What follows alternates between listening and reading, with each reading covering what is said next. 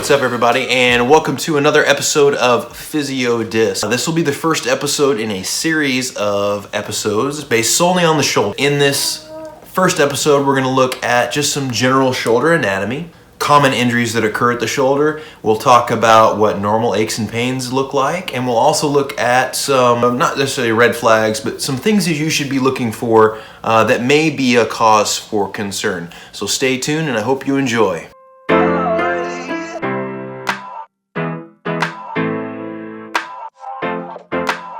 So I thought that it would be helpful to begin the video off with just some general anatomy. I know that not everybody out there has had like a collegiate level anatomy and physiology course, a graduate level anatomy course, or worked with cadavers like I have as a physical therapist or other people who work in the health industry.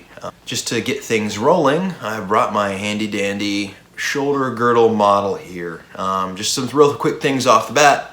Here's your collarbone. If you can imagine that, this would be someone's right shoulder girdle, collarbone, the humerus, and then the scapula sits in here. Here, right on the humerus, coming from the scapula is your rotator cuff. It's called the rotator cuff because all of these muscles, tendons attach to the humerus and help to rotate in one direction or another, the humerus. And it's called a cuff because it sits like a cuff around the neck or the head of the humerus. You got your supraspinatus, infraspinatus, teres minor, and then subscapularis. And based on their certain attachments, they either control internal or external rotation, except for the supraspinatus, which helps with abduction or bringing your shoulder out like that. It actually pulls the humeral head up into the glenoid fossa or shoulder socket.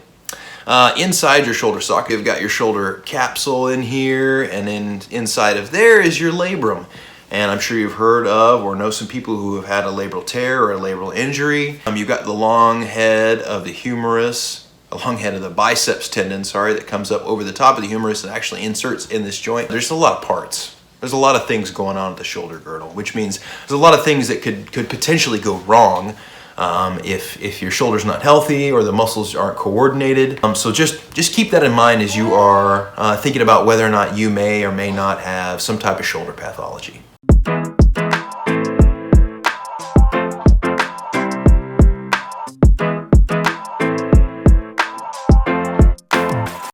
Okay, so let's talk about some of the more common injuries that occur at the shoulder, that can occur at the shoulder, especially in the thrower's shoulder. And disc golfers who are throwers, even though we don't have a traditional type of overhand throw, backhand, forehand, tomahawk, scooby, putt, whatever, they're throws. The shoulder functions in a manner to either whip or propel an object forward. That is a throw. Sorry about you. So the first type of injury that we're going to talk about in this episode is just your muscle strain.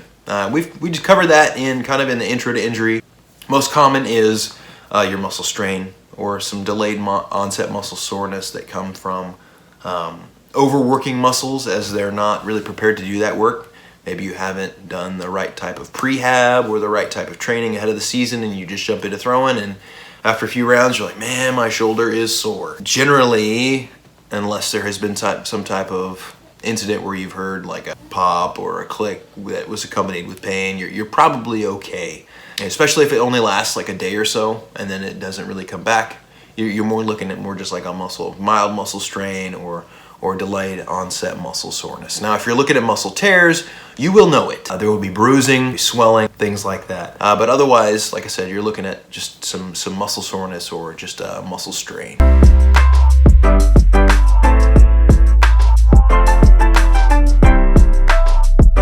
Moving along, probably the most common injury that I see, at least in the clinic, are rotator cuff tendinitis or tendinopathy. It's no real different than what you may get, at your elbow or what you may get at your knee. A lot of the times it comes from those tendons in your rotator cuff doing either a job that is not there, supraspinatus for instance.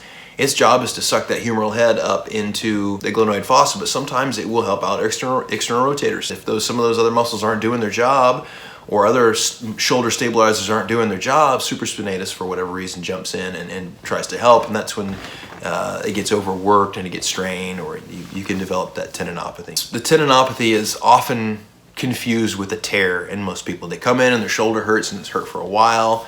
and they're starting to think, oh my gosh, I think I've torn something. But if you watch the last episode, physical therapists use tools called special tests to rule in and rule out tears. And so it's really pretty easy for us to tell early on whether or not you have a tear or tendinitis or tendinopathy without having to do any kind of imaging or invasive procedures to look.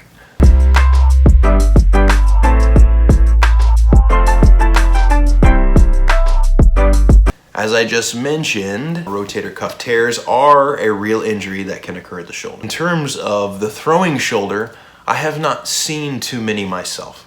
More often than not, it is a rotator cuff tendinopathy, or a worst case scenario, it's something called a slap tear, and that is a superior labral anterior to posterior tear. And that happens in the overhead throw or the pitcher. And that often happens in the throwing motion. The long head of the biceps tendon is loaded, and in the cocking mechanism and the follow through, it loads that labrum too much, and it will tear it. That's the most common tear that is seen in the overhead thrower. Rotator cuff tears, that doesn't mean they can't happen though. If you are somebody who has taken the whole off season off and hasn't really done a whole lot, and you go out and you throw several rounds, you may get more than just a tendinitis. You definitely could tear a weak tendon.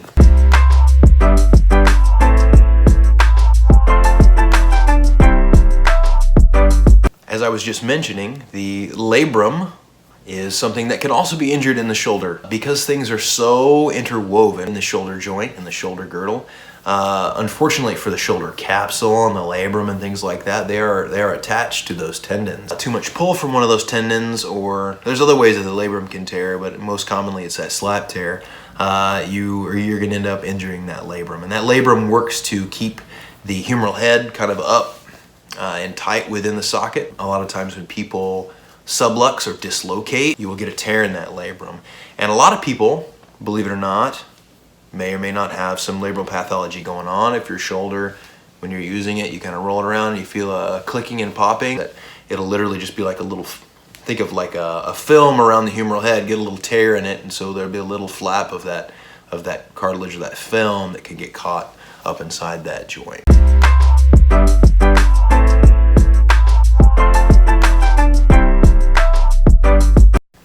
Shoulder impingement, as I alluded to earlier, it's a tricky diagnosis. There are a lot of things that can get impinged or stuck or caught in that shoulder joint. There are some people who are born being predisposed to that. There is a structure off of the scapula, acromion process, and that's this little structure here. There's been some studies done just to look at the general structure of the most common types of acromions, and one of those is actually a hooked acromion, and that is very prone to impingement. And no amount of physical therapy or strength training or anything can prevent that then from impinging. There are some things that you can do. You can learn to try to move around it, but you are going to be somebody who's prone to impingement if you have that type of acromion. And I'm pretty sure the only way to tell, because it'd be very painful if I could palpate and then tell you what your acromion was like, because there's a lot of muscles and tendons and things that attach there. The only way to find out is if you have some imaging done, and that's costly and can be a waste of time, and so they don't generally do that for you if you ask them. Impingement can occur at a lot of places. It can occur at that acromion.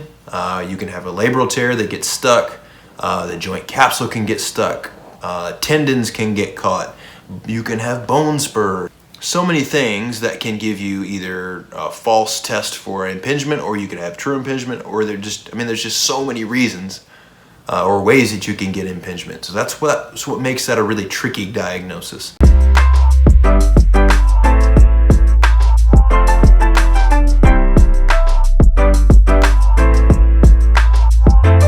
And finally, we have, and I kind of lumped several of them together. They're not the same thing. Those would be your dislocations, your subluxations, and then your fractures. Obviously, a humeral fracture can happen. I have treated someone in the past who had a scapular fracture. They literally crushed their scapula, their wing bone, their shoulder blade, and that, a lot of times require surgery. Work with some folks who've had humeral fractures right up by that humeral head or humeral neck. That takes a lot of therapy and a lot of work too. And like I said, those are pretty extreme cases. So fractures can occur in the shoulder. Usually happens from a fall, a crush type injury.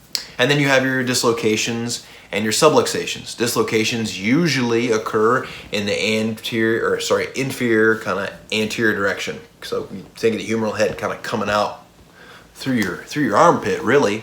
And depending on how your arm is positioned, one of the humeral ligaments or multiple can be torn.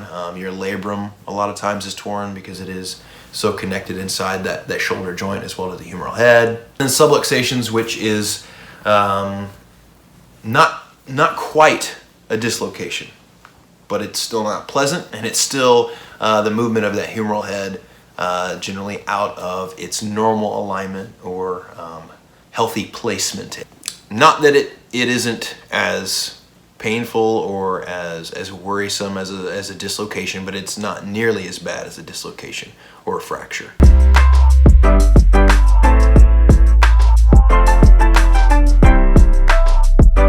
So I said earlier that there are normal aches and pains. There are also normal clicks and pops and snaps and weird sounds, and maybe even feel like grinding that may happen.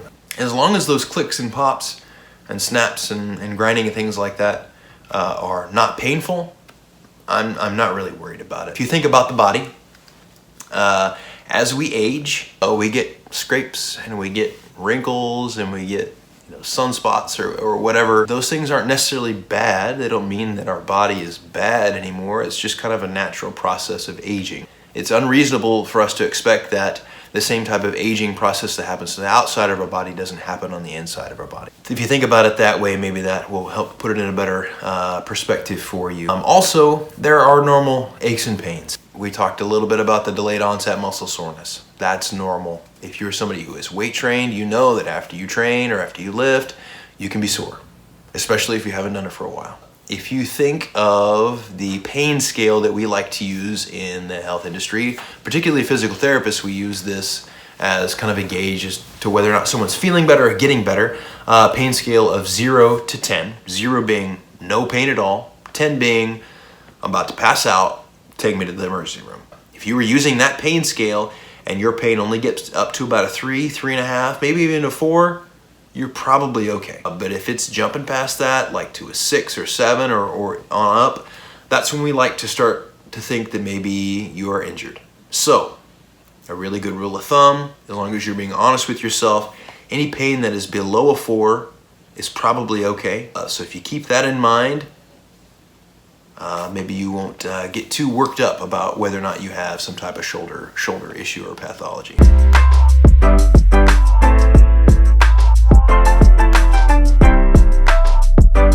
In this last segment, we're going to talk about some of the things that should cause you concern. The first of which we were just kind of talking about.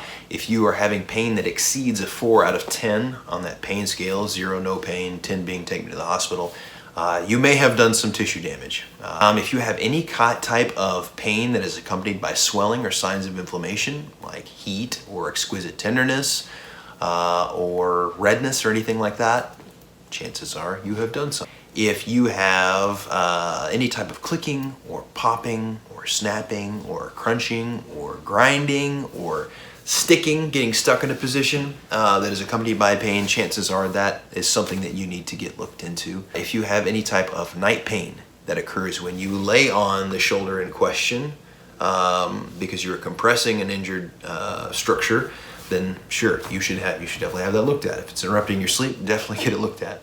Or conversely, if you are getting night pain when you're laying on the opposite shoulder, that may be cause for you to be concerned, because if an injured tendon is having to accept all of the weight of your arm as you're laying on the opposite side, it will let you know about it. So that definitely get that looked into if you're experiencing that. If you have a decrease in range of motion or strength that is accompanied by pain or sometimes not accompanied by pain, get it looked at. If your range is not right, you'll know it. If your strength is not right, you'll definitely notice it, especially if it's your dominant arm. If you have any type of pain that's accompanied by numbness or tingling that is distal to or below your shoulder, like in your elbow, your forearm, wrist, hand, fingers, whatever, that may be a cause for concern. It could be nerve, it could be something else. Just get it looked at. And then finally, if you have a shoulder joint that looks to be severely out of alignment, if you normally have level shoulders and then you do something and you notice that one of them's way lower and it's very painful, that should definitely be a cause for concern. So just be on the lookout for those things.